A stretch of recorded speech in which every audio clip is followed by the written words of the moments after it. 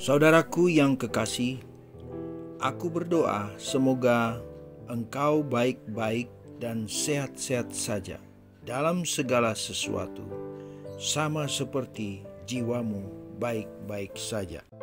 Judul: Abraham bersukacita karena dia melihat Kristus. Ayat renungan Yohanes pasal 8 ayat 56. Abraham bapamu bersukacita bahwa ia akan melihat hariku, dan ia telah melihatnya, dan ia bersukacita. Saudaraku, Abraham ingin sekali melihat juru selamat yang dijanjikan itu. Ia mempersembahkan doa yang sangat tekun agar sebelum kematiannya ia boleh memandang Mesias, dan ia melihat Kristus, suatu terang yang di luar kodrat alam diberikan kepadanya. Dan ia mengaku tabiat Kristus, ia melihat harinya dan bersukacita.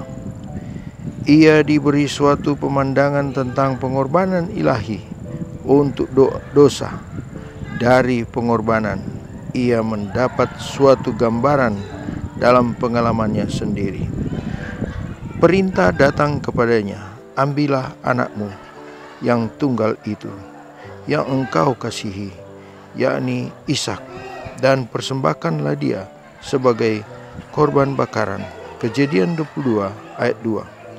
Di atas mezbah korban ia meletakkan anak perjanjian, anak yang dalamnya harapannya dipusatkan.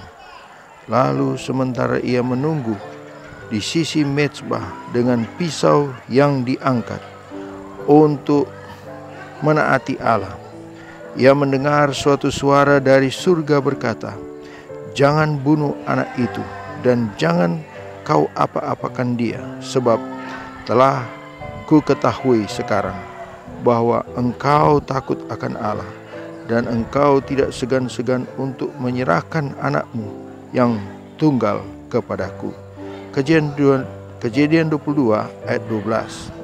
Ujian yang hebat ini diberikan kepada Abraham agar ia melihat hari Kristus dan menyadari kasih Allah yang besar bagi dunia.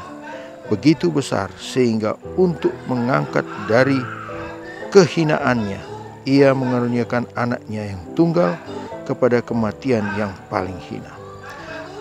Abraham mempelajari dari Allah tentang pelajaran yang terbesar yang pernah diberikan kepada makhluk yang fana. Doanya agar ia boleh melihat Kristus sebelum ia mati sudah dijawab. Ia melihat Kristus, ia melihat segala perkara yang dapat dilihat oleh makhluk yang fana.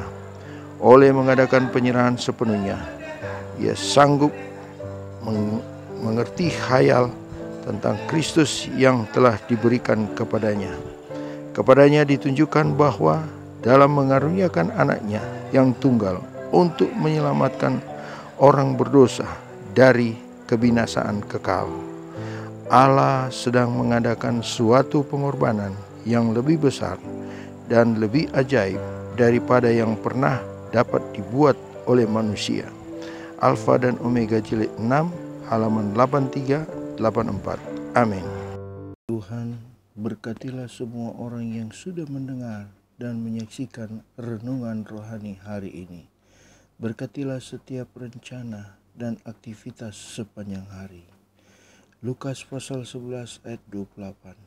Tetapi ia berkata, yang berbahagia ialah mereka yang mendengar firman Allah dan yang memeliharanya. Amin.